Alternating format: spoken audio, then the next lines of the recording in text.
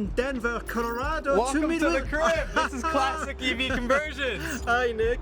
Well, How thank you you for doing? having us. Well, Of it's not the course. first time I visit you, but you guys have been very busy. Last time I visited you, it was just pretty much you, and it looks like you've got way more guys in it. A few things have changed since then. It's been growing quite rapidly. Come on in, come check it out. See what we got going on in here. So this is a 1966 Volkswagen Bug, aka Jude. And Jude has had a long, rough life, and we're finally getting her back on the road as an EV. Adam in here has been really knocking it out on this one. So. Yes, hello. So Adam, what have you done on this thing? So this is getting a Hyper 9 conversion. We put a Hyper 9 battery in the back. We're putting 7 6.3 kilowatt battery packs in this for a total of 44.1 kilowatts. We have an Elcon DC to DC. We have an Elcon 6.6 kilowatt charger. We have a custom 2-speed gearbox in this. We built a custom front battery box. And yeah, this thing's coming together quite nicely. How do you charge this thing? Charging, we have a NAX plug right here. A NAX plug on a Bug? Nice. Oh yeah, right under the license plate there. All right, so how long does it take to do this particular conversion, and is this something you'll be offering on a larger scale? We usually go on a customer-to-customer basis on cars that we convert. This car, we usually tell them about 2 to 3 months. We could knock this out in under a month if we wanted, if that was the only car we were working on. Yeah, it really comes down to workload and everything else going on in the shop. Yeah. We normally have about 3 or 4 builds going on at one time. So if things are slow, we'll knock it out super quick, but these bugs, we usually try to have them with the customer within a few months, honestly. We just want them to be able to enjoy their car. When it comes to some of the bigger builds, which we'll get to here shortly, those are anywhere from 6 months to a year, depending how crazy we go with those.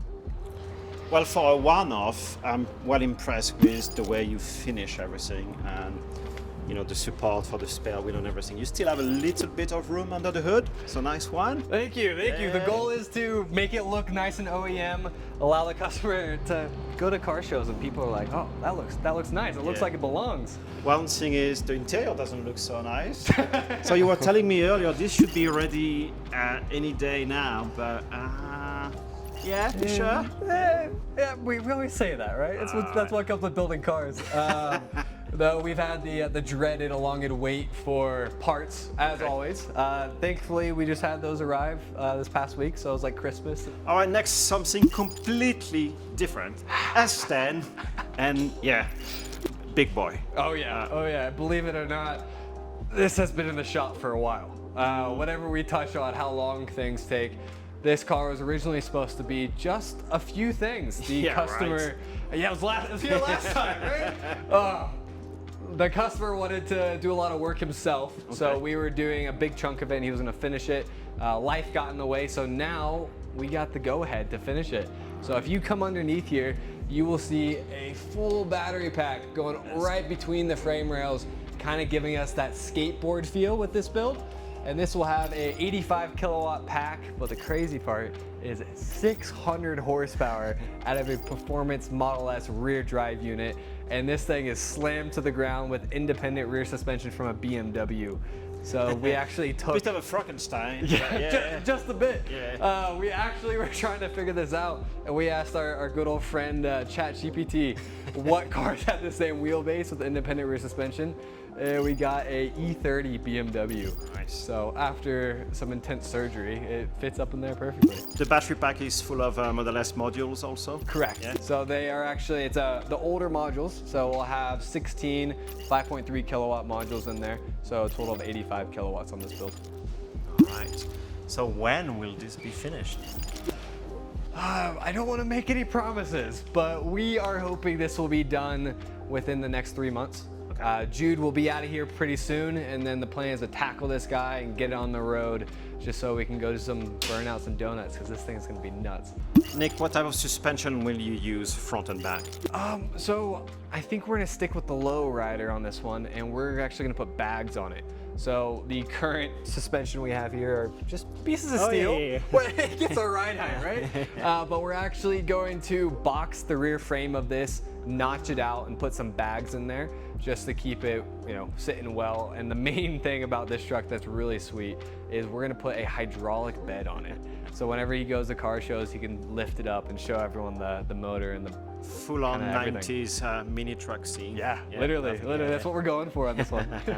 Well, you have some more project in the background. When I say project, I should not say project about the Fiero because I've seen this, gonna hide I've this been one. in this, we've driven this, and now it doesn't have any brakes. Yeah, whenever you build cars, we always end up neglecting our own cars, which is tragic. So this one is waiting to get back on the road. We took out a massive pothole and it met its demise. So we are putting new radiators in it, putting a new inverter on it, and it'll be good to go. But Let's more recap the exciting. spec. It's also Tesla drivetrain and modules. Let's go back to the specs you have. Of course. So this is actually the world's first Tesla-swapped Pontiac Fiero. It has a small rear drive unit in the rear from a 2014 Tesla Model S and a full 85 kilowatt battery pack. And when I mean all Tesla, we have a Tesla DC to DC, a Tesla charger, and every last component we could use on this car from a Tesla, including a majority of the bolts, because we were just needing to bolt everything up and we just took them off the Tesla. So it's almost a Tesla true and true at this point. You say first, does it mean there's another one or others? There is. We actually just finished the world's second Tesla-swapped Pontiac Fiero, which admittedly is better than this one. Okay. The technology has gotten much better, and because of that, we're gonna tear this guy apart, do a bit of a 2.0 on it, just because, the second one is a lot better than the first, which we're kind of sad to say because we have the first one. Is there a market for Fieros, or it just happened because you did one, somebody asked you to do another one? Honestly, I would never expect us to ever have built a second one, so I don't really know if there's a market for it. We have a lot of people that reach out about Fieros, and then they're kind of like, it's a lot of money to put into a Fiero. Just for a reference, something like this, full custom, rear firewall, the whole 9 yards on a Tesla-swapped Fiero is right under 6 figures. So it's a lot of money to invest in a Fiero, but at that point you're buying a brand new car. So something like this would be right under about 6 figures from start to finish. And I guess, I didn't touch on it either. Our standard conversions, such as Jude over there with a Hyper 9, that guy's right around 60,000 to get you started in the EV conversion realm here. The S10 back here is also right around that 6-figure range with the full custom build. But we can also do some really crazy stuff. We haven't touched on this guy yet, but this guy is well over 6 figures. It's getting Doesn't look like it. There's a reason. Patina, right? There's a reason why. So we're actually getting a brand new chassis. It's going to be all-wheel drive, so front and rear Model 3 motors and a Model 3 long-range pack with fast charging in the whole 9 yards. So this build is a brand new Rivian or Cybertruck or anything like that with a beautiful 1990s S10 body on it. What do you mean by beautiful? It looks like it's been It's had a long life. It's a family-owned vehicle that's been in the family for a very long time of the owner of it, and he's actually passing this on to his son. Nice. So the plan is to stick with the patina. We're fixing all the structural weld, so anything that is a danger. And from there, we're gonna keep the patina, keep the rattle can paint job that he put on it when he was younger, and just keep it all original. And then one day, if they want to put a new body on it, they can. Okay. Next, behind you, another completely different project. Right. So, like we said, we always neglect our own personal shop cars, and this is one of them. This is a '66 Corvair Monza. It was actually the first car that my uncle ever drove, and it's been in the family for quite some time. And after having Bug Zappa in town for Pikes Peak, we ended up pulling the motor out of Bug Zappa, and we got to keep it. So we are gonna stick a 400 horsepower Model 3 performance motor in the back of this guy, and that is actually next on the list. It's coming very soon. So as soon as Jude is out of here, we're gonna get the ball rolling on this and have it on the road soon, especially with the Fiero, because we gotta start getting our cars on the road to enjoy them. So what are you gonna do as far as the chassis or the shell to reinforce it all? So as far as the exterior will all stay the same. Chassis and shell and kind of safety, to be honest, we will go to disc brakes all the way around it. We'll have to upgrade the front and rear suspension just for the weight. In the rear, once we pull the motor out in the transmission, that loses a lot of rigidity that the vehicle has from the factory mounting points. So whenever we mount in the rear motor, we'll make sure to put extra supports back there to stiffen up the rear of the car, especially for all the power and torque. So we'll kind of just keep the front the same, stiffen up the rear, freshen suspension, brakes, everything to kind of keep you safe on the road. And from there, we're just gonna start driving the crap out of it. Perfect. So let's talk about Denver. Why is there so many shops? Why is it so active in town to have so many conversion? No other city in the US is so active on the EV conversion world. You know, I wish I could tell you. It's been one of those things where when we started out here, it just was a coincidence that it happened here because this is where we lived and we just loved cars. But it seems to be that the market out here is just growing and growing and growing. And a lot of our customers, both the S10s and Jude, they all live here in Colorado. So it seems like there's a huge market of everyone that has these cars, especially Volkswagens. When you get to the altitude out here, you just can't drive them. So I think it's very fitting to go EV because then they can daily drive and use these cars. And I think that has a big role to play into it, and it keeps growing. And we're getting some customers from out of state that we ship, you know, California, New Mexico, kind of all over the place. But a lot of times they're really local. So I think that's one of the reasons why there's so many shops here is there's such a high demand here in Colorado. All right. Going back to the shop and you guys, what do you do in-house and what do you like subcontract, say the chassis work or welding and so on? So we do everything in-house except for paint and body work. We actually would love to start building chassis in-house, but we currently don't have the space. The plan is to move into that, but when it comes to, you know, replacing floors and general rust repair, nothing that's on the exterior, all custom fabricating. We take care of all that in-house, from everything from our battery boxes to our welding and our wiring and everything else. We do it all here.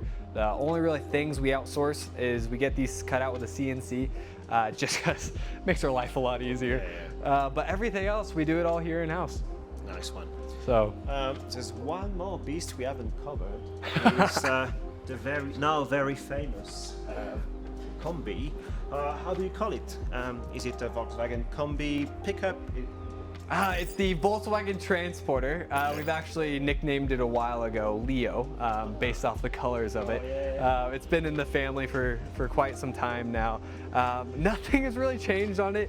We actually just ticked over, I think it's like over 10,000 miles EV now, and we drive this thing year-round through all the weather.